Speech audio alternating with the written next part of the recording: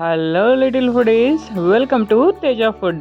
మనం ఈరోజు చేసుకోబోతున్న special onion curry ఎలా తయారు చేయాలో చూద్దాం.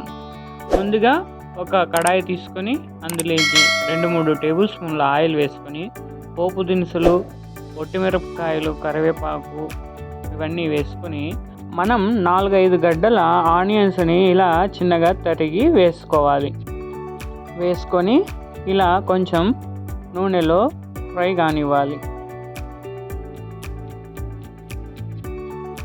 ఫ్రై అయిన తర్వాత కొంచెం 1/2 స్పూన్ పసుపు వేసుకొని కలుపుకోవాలి. ఇలా కొంచెం కలుపుకున్న తర్వాత 1 గ్లాస్ వాటర్ పోసుకొని మగ్గనివ్వాలి. ఈ ఎర్రగడ్డలన్నిటిని బాగా కొంచెం ఉడకనివ్వాలి.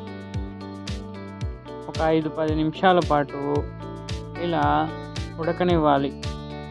ఉడికిన తర్వాత నీళ్ళన్నీ ఇమిరిపోయాక మనం వేరుశనక్కాయల పొడి ఇందులోకి కలుపుకోవాలి.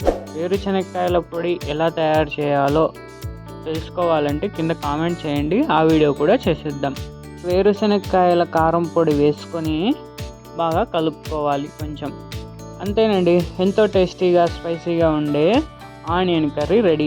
ఇది చపాతీలేకి, పూరీలేకి, నాన్స్, రోటీస్లేకి ఎంతో రుచిగా ఉంటుంది. ఒకసారి మీరు కూడా ట్రై చేసి చూడండి. ఎలా వచ్చిందో కింద కామెంట్ చేయండి.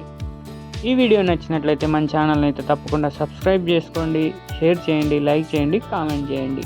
మరొక వీడియోతో మళ్ళీ కలుద్దాం. Thank you for watching.